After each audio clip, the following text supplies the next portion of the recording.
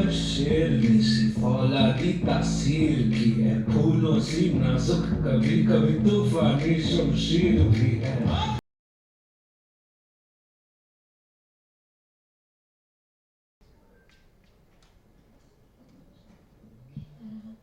All right. Okay. Since we talk to each other all the time, this feels a bit formal. So I'm going to take a minute to ease into making this feel as organic and natural as possible. Firstly, welcome Rani and congratulations on the 30 glorious years of sheer achievement. Congratulations. Thank you. That truly has been a journey, and I know because I've been a part of this journey and I've seen this journey unfold right in front of my eyes. A young girl and now a mother, a daughter, and still a leader of her craft. It's been a great festival, hasn't it? Yes, Karan. Of course, everybody here present today, they also equally part of my journey. Yeah. As journalists, they have been supporting me. They have critiqued my work. They have helped me grow in my craft. My peers, my directors, Kochu, Sanjay, all my directors, and the producers who have given me this beautiful opportunity of doing this wonderful role that I was able to portray in the cinema, and especially, being the voice of Indian strong women on cinema. I think that is something that I've always chosen to do consciously or subconsciously. It always came into my lap and I grabbed it. Even your film, Kabhi Avedana Kya, it was different, it was challenging, but I think it spoke about what a woman wants and what she chooses. And I think various roles of my career, whether it was Naina Mathur from Hichki, whether it's Shivani Shivaji Roy, they depict strong Indian women, and that's something that I always wanted to portray through my films and in my career. Let's take you back, Rani, to your childhood. You come from, of course, a film family. But I know you have a really special bond with your family, with your mom and dad, and your childhood is full of stories I've heard of. It's full of love, joyousness, craziness, Durga Pujas, the whole enchilada. What was it like being, let me take you back to being the young Rani Mukerji. What did that feel like at that point of time? I think that time it was more about, being in a very humble Bengali family. Like my dad and mom tried to make ends meet.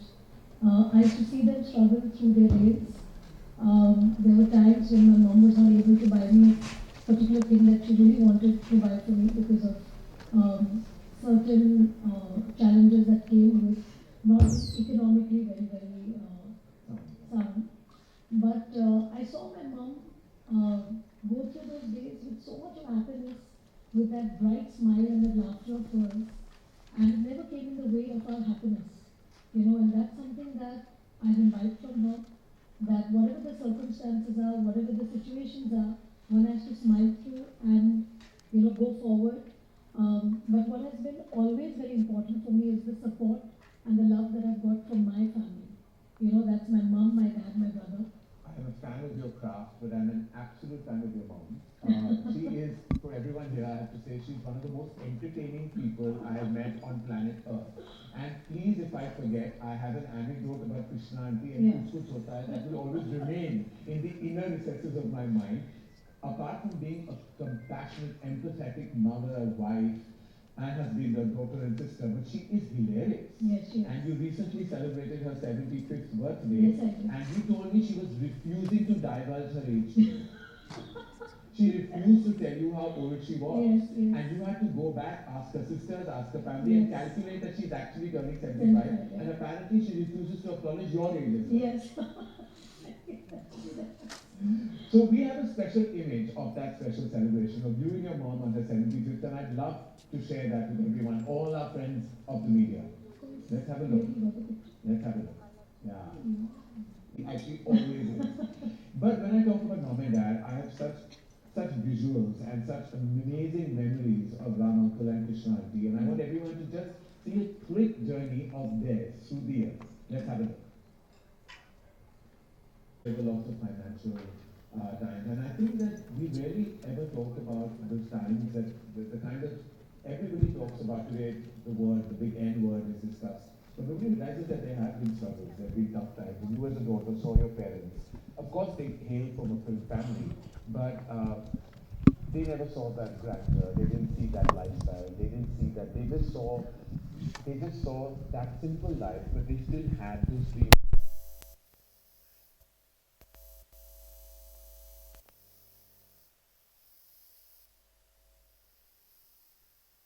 My mom was finding a way to make probably the financial situation in my house better.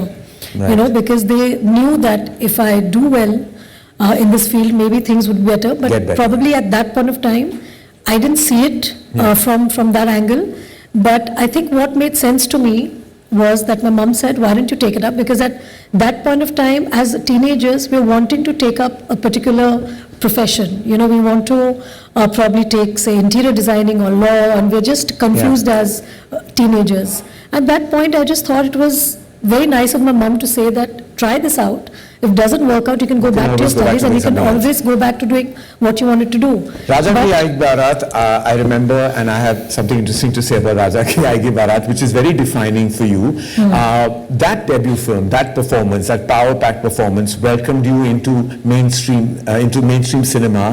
While the movie wasn't a thunderous success or wasn't a success, but what did happen is that you made a solid mark, and what followed after that was a result of that strong performance. Before we talk about Raja Ki Aayegi Barat, let's have a look.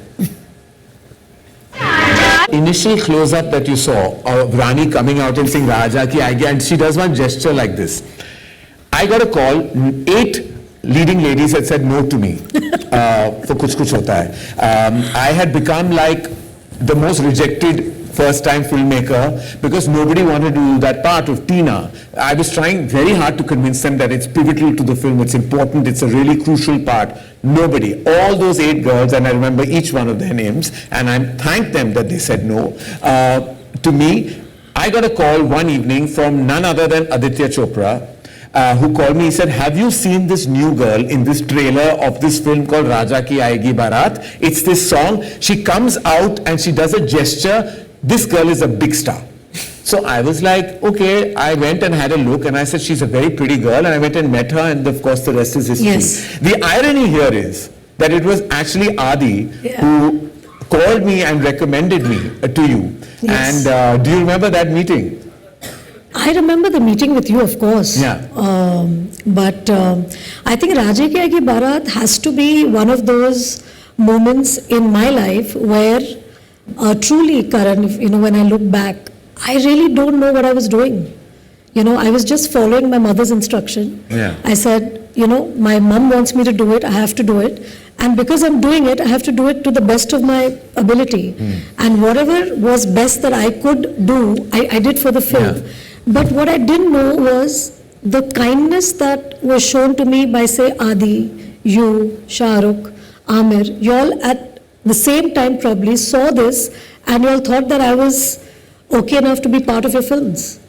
Amir brings me to Ghulam. Yes. So what happened with Raja Ki Aayegi Barat? I of course saw this close up, and I was thinking about, because I was still in the midst of being rejected. Yeah. So I was still like thinking that this could be my backup option. I'll see. I'll get a few more rejections, but this is not about me. I remember Ghulam. And you got signed, and the one thing in your favor for me was that you had this big Amir Khan film. Right. And no one realized then that that one song from that Amir Khan film and your presence in that film, and of course the film itself, is going to break ground and create and be the beginning of your stardom. That song, Aati Kya Khandala, I've heard you even sang it on a plane, only because nobody knew that you were the leading lady. Is that true? No, I think we were going for the movie premiere or something. Those days there were no promotions. Yeah, there were no promotions. I think there were only premieres, and I think somebody asked me in the plane to sing a song.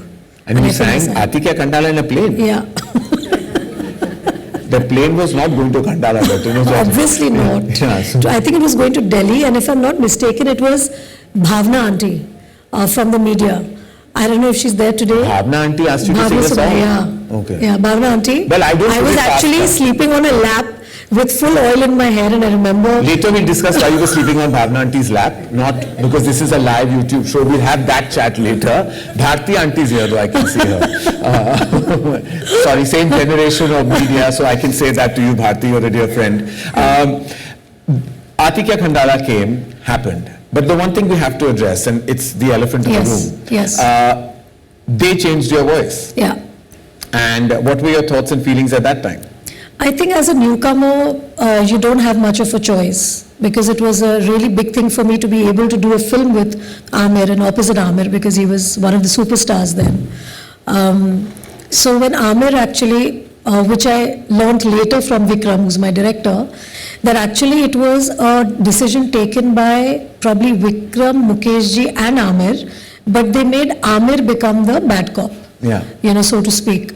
And Aamir kind of explained to me that, for films we have to sacrifice certain things for the best of the film, for the best of the movie, and probably your voice is not apt for the character, the role.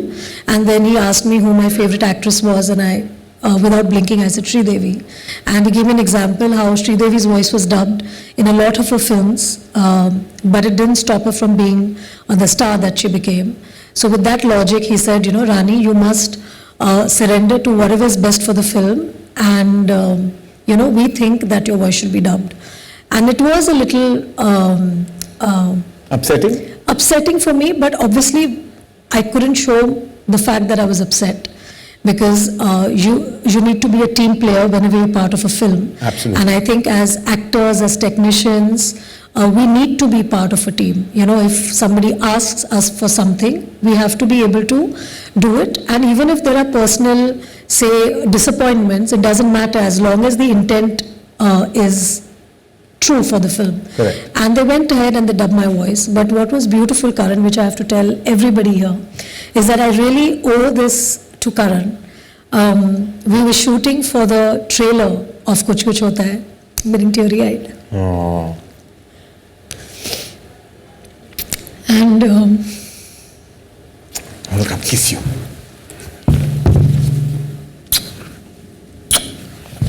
I remember that day. We were shooting just so that you can compose yourself, I just said it. There was a teaser at that time. Again, it was Aditya Chopra's idea. I think he's such a part of my entire journey, Rani's journey, consciously and subconsciously. He gave me the idea of that teaser where Rani is sitting with baby Anjali, and where she says, Aaj main tumhe, if anyone remembers, there was a teaser. In those days, there was no such thing as teasers, but we shot this teaser against blue screen. And I was on a swing. Or rather, it was just a blue screen because we didn't know what VFX was then. Yeah, and you made me wear a white churidar. White salwar. As in I was the ghost there as well. And where she says, आज मैं तुम्हें एक कहानी सुनाने वाली हूँ. इस कहानी में एक लड़का है, लड़की है, दोनों लड़ते थे, झगड़ते थे, फिर भी एक दूसरे के बेस्ट फ्रेंड से. And then there was a line, फिर क्या हुआ? And she says, फिर कुछ कुछ हुआ. And that was the thing. And then you introduced Rahul and Anjali. Yeah. So I remember that shooting, you came up to me and you said, Rani, are the people dubbing your voice in Gulam? And I said, yeah. So he said, do you have a problem with dubbing, with your quintessential way of talking? And I said, no, I don't have a problem with dubbing. You said, did you dub your first film? I said, of course I dubbed my first film.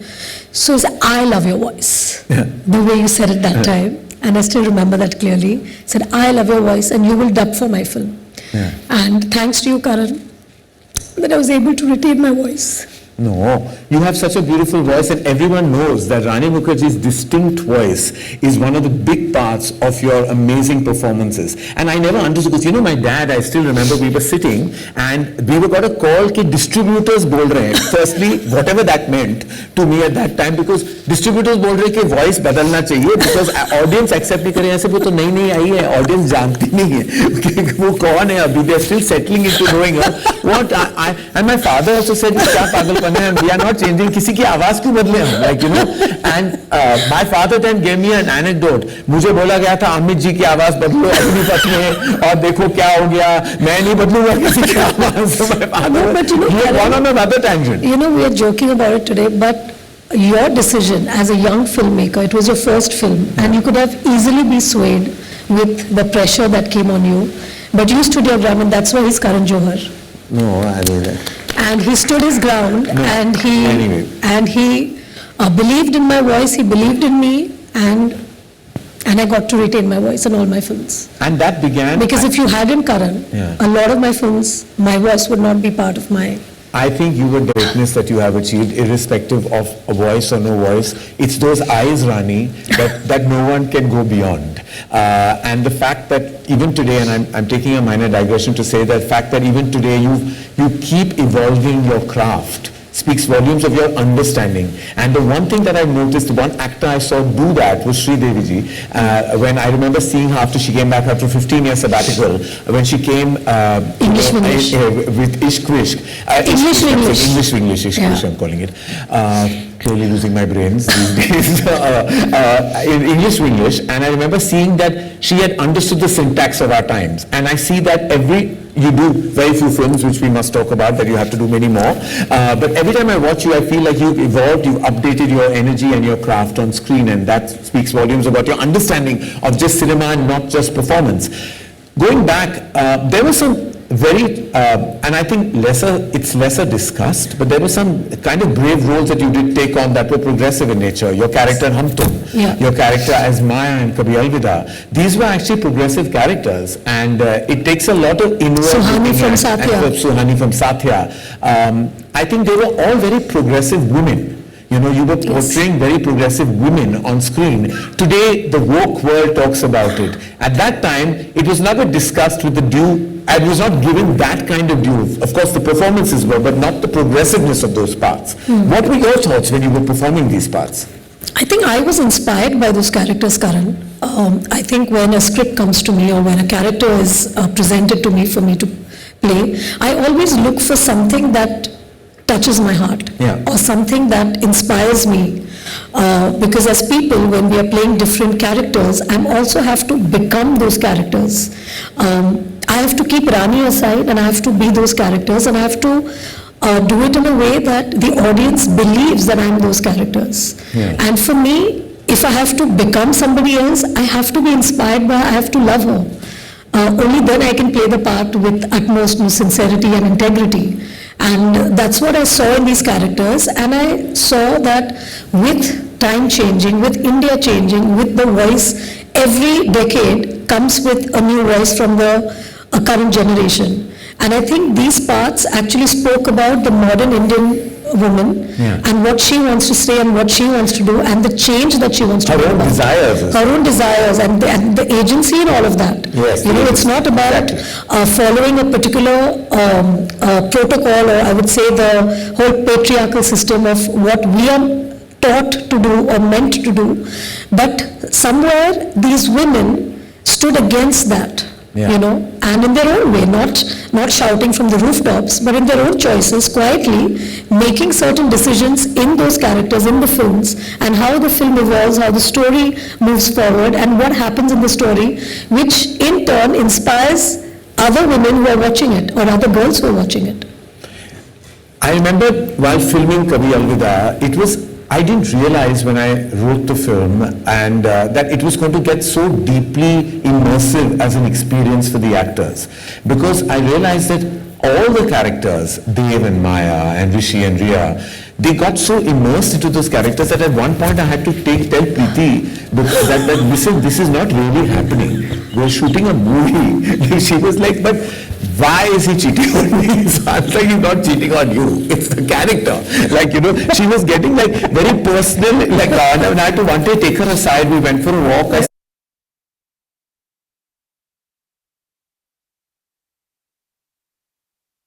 I remember at one point Abhishek broke down really on set. You remember there was a scene you and he was shooting, and I remember he broke down, and I think there were moments I could see you just looking sullen and sad, and I realized that everyone was going through, like you were going through beats in your head, because the film talks about ground realities, emotional realities, things that people go through, don't like to address, we don't like to acknowledge, we brush them under the carpet, but they are all realities of modern life. And I realized it was a very tumultuous experience. Yes, and and also for the audience as well. Yes, it was. I'll never forget when I realized that the film is going to get polarized responses, is that I went to see the first preview of the film with a paid audience, and there was a traditional looking couple watching it, and there's a scene where Dev and Maya are checking into a hotel, and immediately the traditional woman looked at the traditional man and said, like that, like, what's happening? And he said, kuch nahi, dream sequence hai.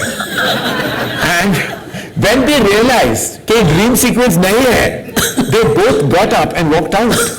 And I remember I was like, oh no, you know, like this is also, like there is judgment, you know, but yet the end of that film gives you hope. And it speaks about love going beyond. That love should be the only reason you walk into a relationship. Absolutely. So more power to you, Rani. Thank you, portraying Karan. those parts. And thank you, Karan, for writing those parts. no, I mean, like, You know, like of course, it's way like back in the I always say that we actors, we get opportunity to, do such parts only because the writers and the directors, they write such parts for us. The directors have the faith, the producers have the faith to produce such films. Only then can actors come into their role and can give those characters wings, and give them flesh on screen. And those wings give you moments on cinema, like I'll never forget that train sequence from Satya. Like there is just something organically pure. It's also, I think, it's that zone of performance that you came from that very filmy heroine performance to real natural acting, which you could do. You can do anything, according to me, Rani, because you can do anything. But when I see you in Yuva, I see you in Satya, I see you in Heram, I see a syntax that is so unusual for that time, for the mainstream movie star heroine of that time. I want everyone to see that moment in Satya.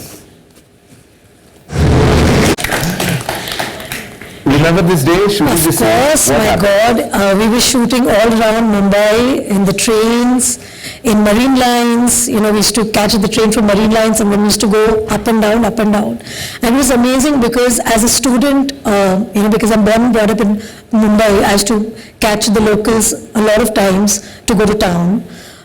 So just being in the locals, just being there shooting with Shad's madness, with just, trying to get the scene done because, there's like, the time running out. And of course, this was Sing Sound, which is Sing Sound is basically live sound. And there was so much of trains going and coming, crossing us. But I do remember the sound recordist was such a genius that he actually kept all the sound which is live. Wow. And today you can't even imagine because the minute you go for a Sing Sound film or you're working on a Sing Sound film, they always say that, there's some external sounds happening, we need to quiet down. And I remember being shooting Satya in the midst of the local trains, and all of that was live sound. So it was like amazing, and I love Suhani's character. I think she's so defiant, and she has so much chutzpah. Like and the fact, and she makes Aditya's character completely squirm because when he says I love you, and she says, what does that mean? Because she's a doctor, like in her head she's like, okay, these are certain chemical things that are happening in your system, it's not really love. So that was probably the thing that Suhani was thinking, and I think it's so beautiful because it was a young love story. It was about young lovers who go against their family and they come into a relationship, and it actually showed what challenges couples face when they get married, and when the initial dizziness of love goes away, what is left is, if the love is truthful, if the love is pure, it stays. Wow. Tone of performance that started cementing you with every passing performance in the year as such a solid actor. Two performances that when I shut my eyes and I think of brilliance, I think of two performances where you portrayed disabilities. Black and Hitchki. Let's go back to Black.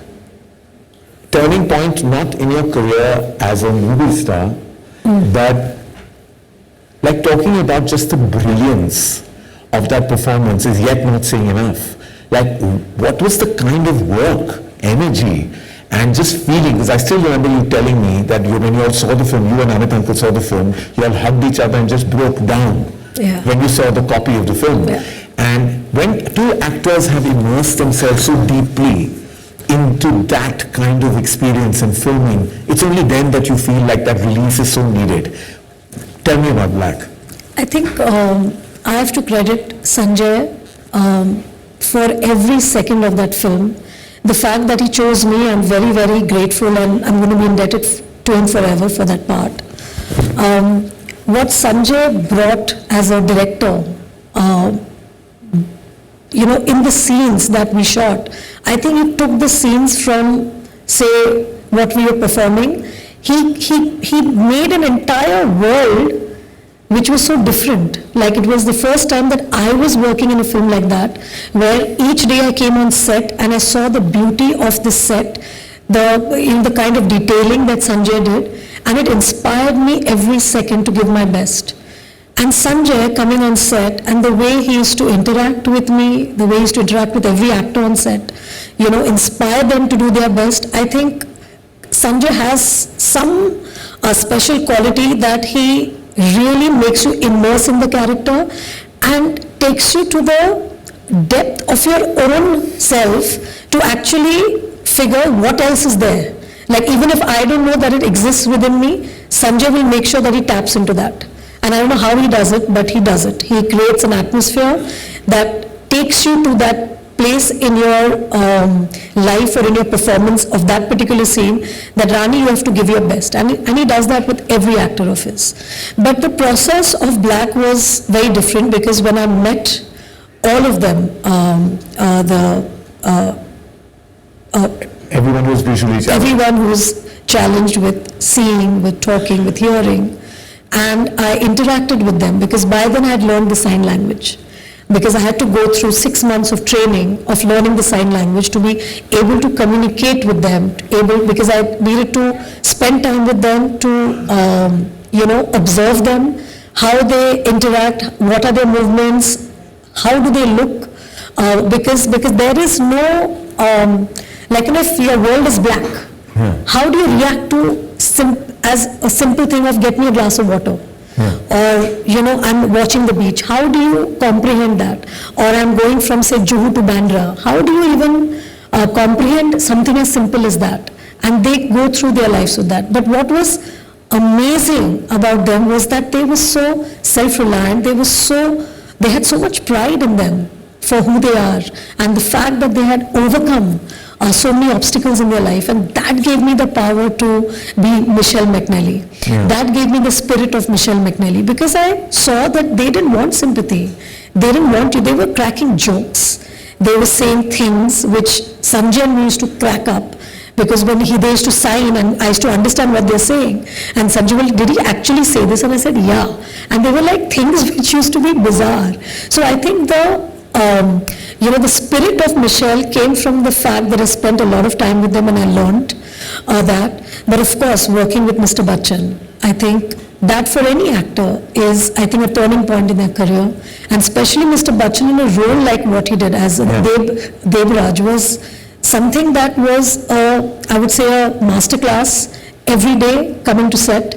And to watch Mr. Bachchan do his bit, with Sanjay inspiring us day in and day out, I think that was, in my career, it's one of those magical films, or those moments that I felt extremely spiritual and grateful, because you suddenly start realizing in life that there is so much to be grateful of the fact that you have your 6 senses, you can see, you can hear, you can talk, you can walk, you can use your arms. Like I used to have days where my arms used to hurt because I used to keep on learning how to do my sign language, and you require your arms for that. And I used to wonder, oh my God, they have to sign through the day because that's the only way they can communicate.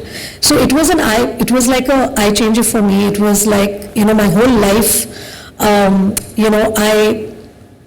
became a different Rani then. And you think that all that truckload of work, that emotional investment, I'm sure Black didn't leave you for years after you even finished performing that part, because a character like that doesn't leave you very easily. Of course, it increases your empathy level, it increases your ability to take on any character in the world. Did all that work that you put into Black also come in complete handy when you were performing the part for Khichki? Yes, because that was absolutely. another disability, Tourette's, that you were portraying. Totally different in texture, in syntax, but also needs a lot of personal investment. Absolutely. And what was shocking for me is that at that point of time, hardly people knew about Tourette's. Nobody knew, and I was like, really? People don't know about Tourette's? So for me, doing Khichki was also a reason where I wanted to tell people that this is something that people have, and they're living their lives with it, because it was a book inspired by Brad Cohen, And like he unfortunately couldn't come to India because I wanted to do a lot of research with him because it was inspired by his book. But doing those Zoom calls with Brad and interacting with him and talking to him about his emotional journey from the time he was a kid, I think that made me understand that what people go through when people don't understand. People don't show empathy, people laugh at you, and how does one deal with it? And you need a lot of superpower from inside, strength, that resilience, to be able to fight that day in and day out. It's not like just once in a while it will happen. It happens to you every day, and how do you go through life with that? So I think these are characters that have inspired me personally, for me as a person to be inspired by those characters, and I'm so happy that I could bring them to an audience and for them to watch and be inspired. Absolutely, Buzzzooka will always be tent-pole moments in your career. Let's have a look. Tent-pole moments, tent-pole films. Did it break your heart when you didn't win the National Award for Black? I think it broke heart of all my fans. It broke my father's heart. It broke my mom's heart. I think the way I was and the way I've conducted my career, my life from the time I was a teenager, I started off being an actor because my mom asked me to be an actor. And I realized that through the work that I could do, I could probably give my parents a better life and see them happy and comfortable. And that was my dream for a few years, that I kept working in films. Then when I realized that this is a serious profession, and I used to get fan mails, that time there was no social media, we would only get to know through fan mails, and through my fan mails I realized how important my fans believe in my work, and how important it is for me to give them back what they want from me, and I need to do better films, better roles, better performances, and that's when I started to understand the seriousness of the profession. And when I started doing that, I think I had my blinkers on like a horse, and what I saw was just moving ahead, wanting to make my audiences happy, wanting to do the best for my films and make my directors happy because they're my first audience. And that was something that I kept doing with or without awards, because my goal was not to win an award so that it makes me happy today. I think winning awards is more about the recognition that the entire team of that film gets. Because if you are recognized, the team feels elated, the audience feels elated, but as an actor, I have to constantly keep working. But it hurts. It does hurt, but it doesn't become a criteria to... Specifically because that year Mr. Bachchan and Sanjay won. Yes. And everyone felt, not just the fraternity, the audience space, everyone. Sometimes it's not in anyone's control, of course. Awards are... But Karan, I think it's good that it happened, because very earlier on in my life I realized that even after you do your best work, you might not get the recognition that you deserve. And probably somebody else's performance is better than yours. Yes. And you have to keep striving for the best. You have to keep working hard. You have to keep doing your best. Yeah. And for me, my audience, and I would really, really thank them from the bottom of my heart, Karan, because from the time, because I've literally grown up. These 3 decades is literally me growing up from being a 17-year-old to being 47 today. I've literally grown up in cinema. Don't say that, your mom will be unhappy. You're not meant to divulge your age, Rani, so openly like this. So these 3 decades, my audiences have accepted me in every phase of my life. They saw me as a teenager, they saw me becoming a young girl, a woman, a wife, a mother, and nothing has come in the way of my audience to believing in my work and appreciating my work. They have helped me shatter the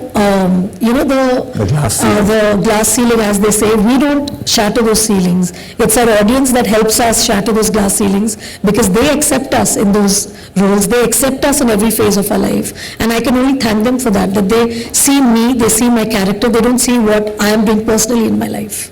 Because for the actors, it never comes in the way of the actors. Yeah. It's always questioned. The women are always judged.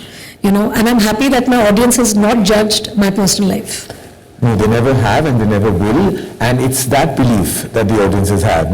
You didn't just shatter the ceiling, you reached the ceiling with your performance in Mrs. Chatterjee versus Norway, and that won you your first national award. I know we could call it delayed gratification, but it was a big moment. Specifically, not just being your first, you won it in the same year as Shah Rukh. I was there in the same room, and I felt for all of us, it was like the coming together of the Kuch Kuch Hota Hai trio, all winning national awards. It was, to me, it was one of the most emotional moments of my life. Really, it felt so, and seeing you win that award, it made me feel so, so proud. What did it feel like for you? And that performance, before we talk about the national award and your first win, that film, I remember you showing me the film in the closed room of an edit room at MA Entertainment. I was watching it, you wanted me to see it. And I'm a parent by then, you know, and I remember being a puddle because I have just wept and wept and wept because I cannot even believe what it feels like for a parent to just see their children for, I'm a mom and a dad, right? So I'm a combination of both. So I felt every beat of that performance. I felt that you had immersed yourselves into every existing mother in our motherland. You know, and it was just such a powerful portrayal of a absolutely helpless mother. And you being a mom, and I know you're a tiger mom. Like I know how you are about Adira. I can't even imagine what you felt like every day of that shoot. It was very tough. And the only person who I placed in that, in Devika was my mom. Because that's the other Bengal tigress who I know. Yeah. And my mom who was just, she has lived her entire life because of my brother and me. The way she dotes on us. She, even after my dad passing away, I think what keeps her going every day is the love that she has for us. Yeah. And I just had to have her in mind because she's the closest person who I know who could be raised in Calcutta, and she was raised in Calcutta, and she got married at the age of 20 to my dad, and she came to Mumbai and she made her life here. So she was the closest person who I could think of, her dialect, because even today, when my mom speaks in English or Hindi, she sounds Bengali. Yeah. There's a lot of Bengaliness in her. And I thought that Devika, being this true Bengali person from Calcutta, moving to Norway to make a family, she reminded me of my mom. And I just imagined if that had happened to my mom, how would my mom be? She would just lose the marbles. She would just go crazy. So I think putting myself in that place, I think would be a bit too much because I think I wouldn't be able to perform. Yeah. Because I think that's too big. So I modeled my performance on my mom and the way my mom would react to those situations. Well, I can only imagine if that hasn't happened, but what Krishna auntie would do even today. Leave alone, take a child away from her. I think take a child even from one bedroom to another, I can imagine her going crazy. Yeah. But I want everyone to have a look. Mrs. Chatterjee versus Norway, what a performance. What a performance. I remember once, we've had many candid chats, Rani and me, and Rani and I, and I remember saying that Aditya Chopra, who I think is a visionary, a maverick, and probably the first visionary of modern times in Indian cinema, of creating this studio we're all in right now. My teacher, my guide, my everything is your husband, and for him, for that I will be eternally grateful. He's the reason I'm even doing this interview with you today. The irony of that, I will not be lost on me at all. I remember asking you, Rani, he has a spy verse, he has a Dhoom verse, when are you in his universe? And you turned around and you said, darling, I have my own. And you were absolutely right. Mardani is your female-led cop verse of your own. It's the first, I think this needs a huge round of applause because we talk about all the other universes. We talk about the Singham verse and we talk about the spy verse, the comedy horror verse, but you have been leading a female cop verse. This is part 3, which is releasing on the 30th of Jan this month. And you've led it silently, strongly, never owned it and never made a big deal about it. But the part 3, in these times, which is so led by testosterone and alpha male energy, you've been showing that in this verse forever. Before we talk about it, we have to see that one thappar scene and then we'll talk about Mardani. 1, 2 and 3. When you say kick-ass, this is kick-ass. Rani, something tells me that this is what you want to do on a daily basis to many people. Like, I think this is a vicarious character for you because I can tell that Rani really genuinely wants to go and slap many people, like on a daily basis. I know it. I can feel it in your aura and your DNA. Tell me that Shivani is really actually the closest to you. Yeah. Empowered, manic, on a hunt like a crazy tigress. If anyone defines Rani Mukerji, it is this character of Mardani. Am I right or am I right? You are right, darling. And you will only be right because you know me too well. Yeah, because when you were slapping, I said, इतनी खुशी रानी मुखर्जी को set पे कभी नहीं हुई होगी, barring on this moment. No, I don't lie. I feel very bad when I have to slap an actor. You are lying. Not this actor, poor fellow. Yeah. I really want to know, did you really slap him all those times or it was like that? No, Pradeep da wanted me to slap. And I kept telling Pradeep, Pradeep, thoda cheating kar lo. Pradeep da said, no, I love you, Dada, wherever you are. And I really miss him. But yeah, Dada was... never turn around and say कि थप्पड़ से डर नहीं लगता. And he, in fact, I was going and apologizing to him when I was slapping him. And he said, नहीं, आप चिंता मत करो, मैंने अपनी वाइफ को बोला है कि रानी मुखर्जी ने मुझे थप्पड़ मारा है. So I was like, okay then. Maybe he's got a few at home also. So he had come reversed. But Dada was clear that I had to connect. But top Mardani. I mean, what a fantastic achievement for a female superstar in our country. That achievement is because of the audience again, because they... कभी credit खुद ले लो, audience are going on and all this matter, but we'll keep aside a little bit. But I really believe that, Karan. I really believe that because... Let's talk about how you should own this. This is your franchise. Okay. I think let's talk about how Mardani came into being. Right. I think we all remember the Nirbhaya case. Yes. And how it shook us all as a nation. I think the sheer audacity in which the crime was committed, it really made us angry, and in our homes we were feeling the angst, we felt the pain that the child and the mother and the family went through. And it was shocking to us because before that, a crime like this wasn't probably spoken about on media so openly. It was the first time that we got to know about a gruesome crime like that, and it really it was traumatized. Like, we were all traumatized by it. And I remember that time, whether it was Pradeep Da, whether it was Adi, whether it was me, Gopi the writer, I think Mardani was born out of the sheer anger that we all felt, and it was something that we wanted to say to the audience, we wanted to say to the girls in India, we wanted to make something that was empowering, that made the girls feel that hope is not lost, and of course to also educate, to create or spread the awareness that these kind of horrible things are happening around us, because many times, women shy away from watching this kind of content, or they feel that, oh my God, this is too disturbing. But I think it was so important to spread the message of awareness, and to protect, because the more conversations we have about these things, the more people get aware of these kind of crimes, because it takes that one wrong time for something bad to happen or something untoward to happen to a person. And I think Mardani was born out of that rage.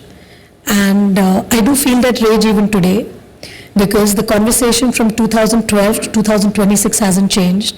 We still talk about women's safety, we still talk about the crimes that are being committed, and it's only getting worse. So where does that lead us as a nation? Collectively, I think it's our duty, moral duty, to keep conversing about these things, talk about women's safety, and I think a lot has happened since then. There have been bad touch, good touch, conversations that have started in school.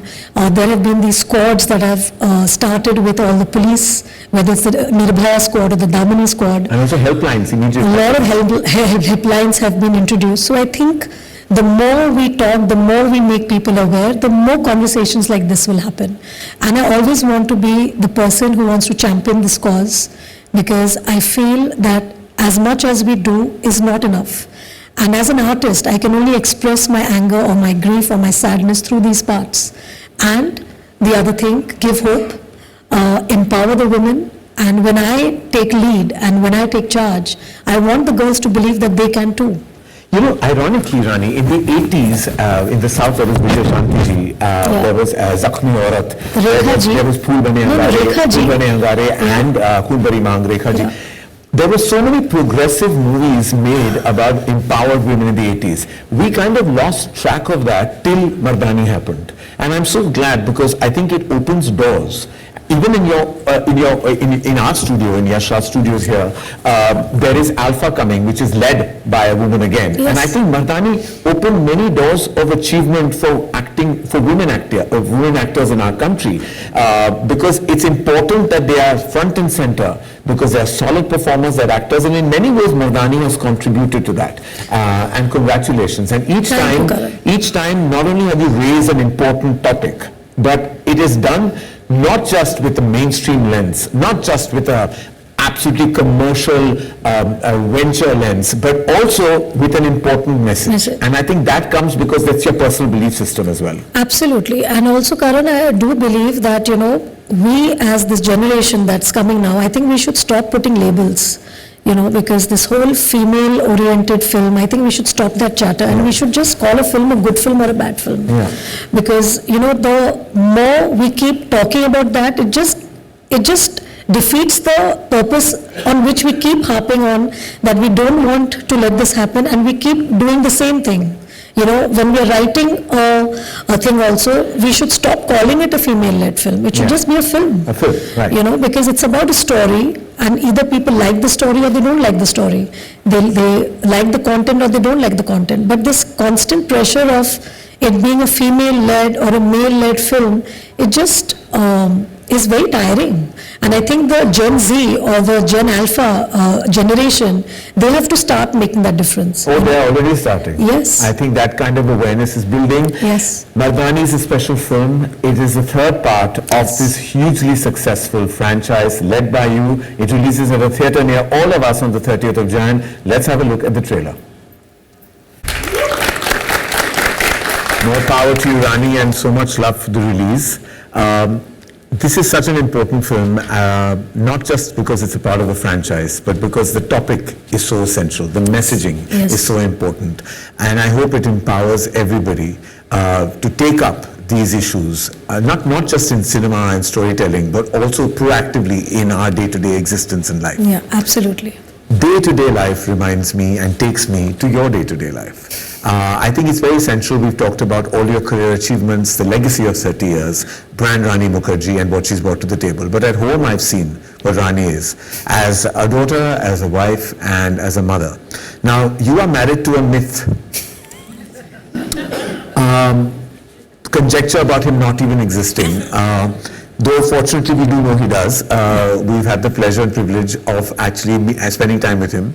I'm not sure he will appreciate this question, so you can skip to the good part, which is the next one. Because what is it like being partners with Aditya Chopra? I think, Adi, you have known him before me. You know how simple he is in terms of he likes to be really basic in his life every day.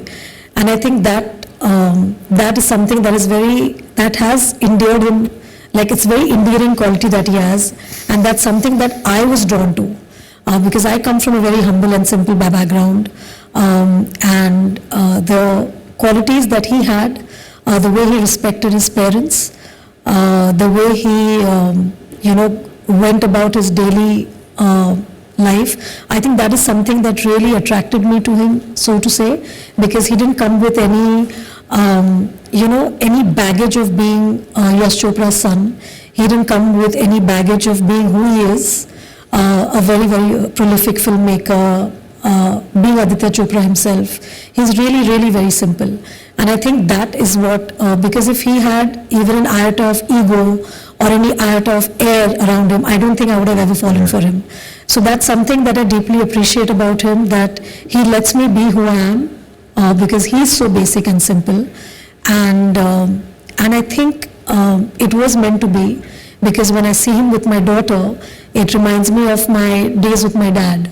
He reminds me a lot of how my dad used to be. And the kind of time he spends with my daughter, with our daughter, and the way he is with my family, I think that makes me very happy, because it's very important when your husband also respects your family, your friends, and I think Adi has always accepted them with a lot of love, and he lets me do what I want to do. You know, and he empowers me. He may let you do what you have to do, but I am petrified of him.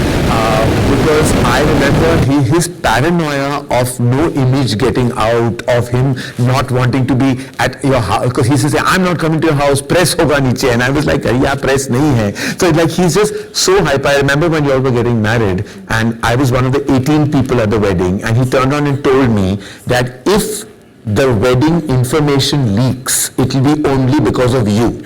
As in me, because others don't know anybody else. You're the only person who has access to the outside world. Remember, if there any trickle of information that leaks, it will be your fault. And I will never forget how stressed I was, because I remember 2 States was releasing, and I had to tell everyone I'm leaving to go out, and everybody felt I was being insensitive to 2 States. Why am I going on the release day of a film that is so close to my heart, a film that is a Dharma production film? I'm leaving. I said I'm going, I have an event in... Even my wedding was 2 states. Yeah, it was 2 states. 2 states, you're going to the other. I was going from 2 states to the other, and I remember I was lying through my teeth to everybody, and I told everyone I'm going to Manchester. And the first thing I do is I bump into Dabbu uncle, Chimpu and Chintu uncle at the lounge.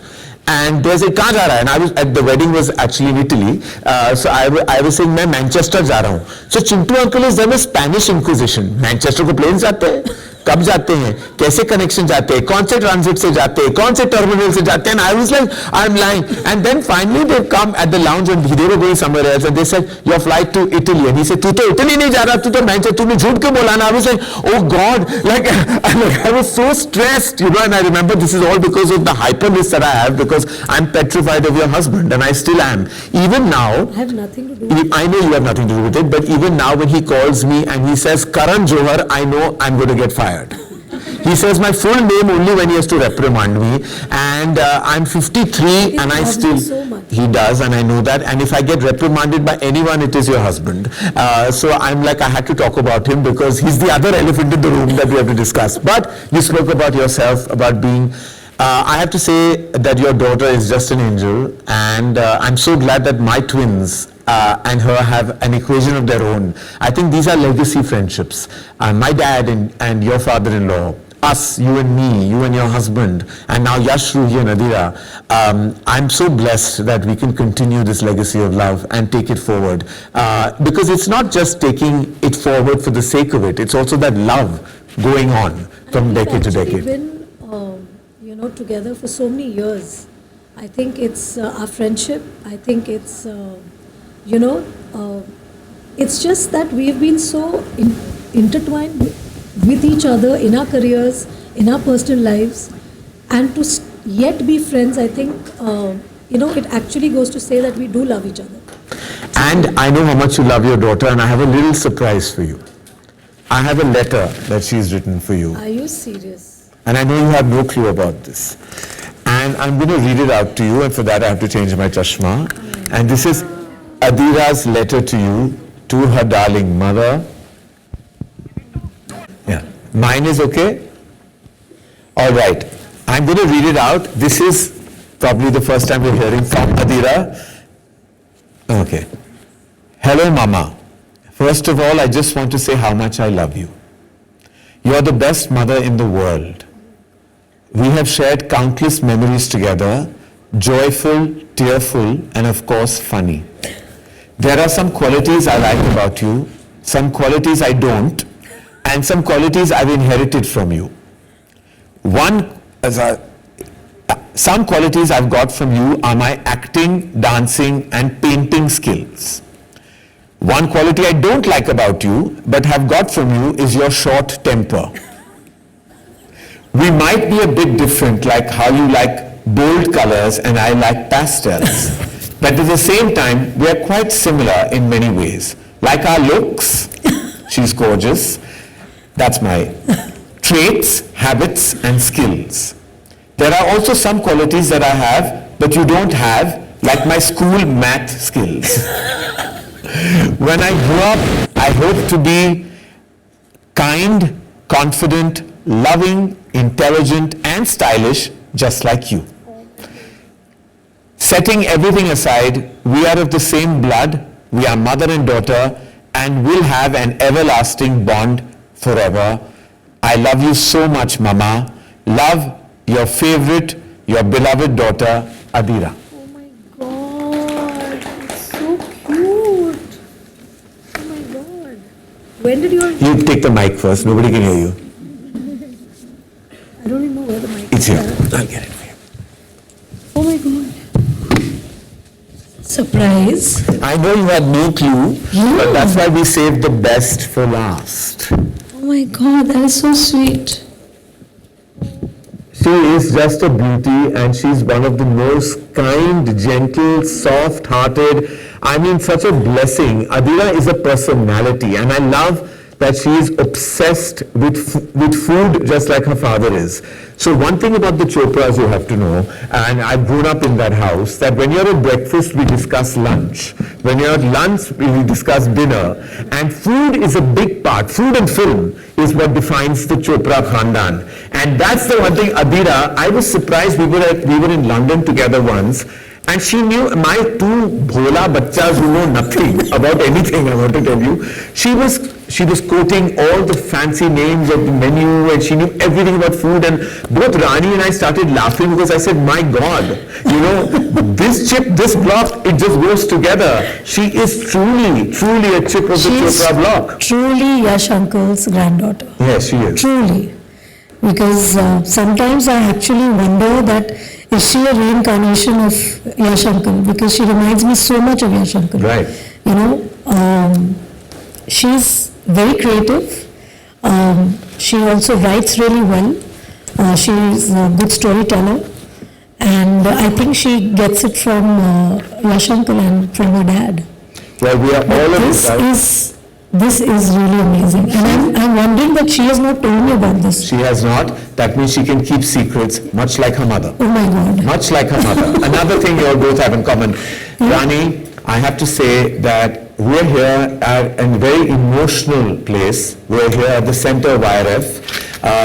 I'm a filmmaker because of the man behind the studio, Yash Chopra, his son, and the legacy of Yash Raj Films.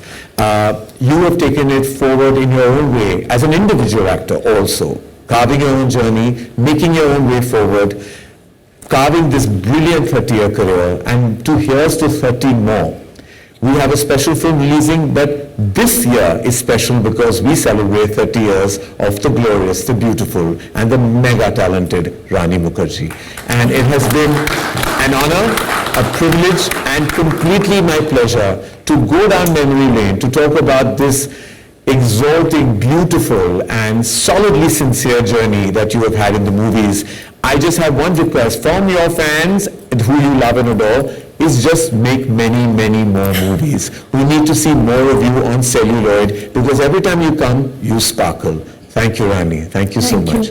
But we have a special something. We need to celebrate this with some of your favorite food, which is a cake.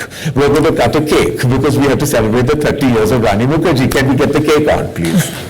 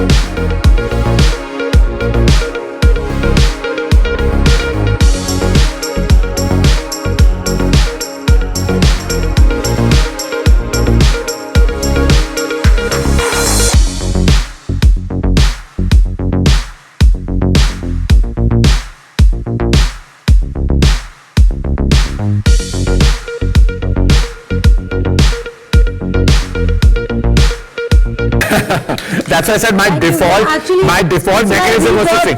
got- Now, after 30 years now, 30 more years. So it's... I can't tell you, Sardani 3 is my first film now. I can't tell you how good this cake is. by Well, the way. must have, please. I'm going to come and give it to all of you.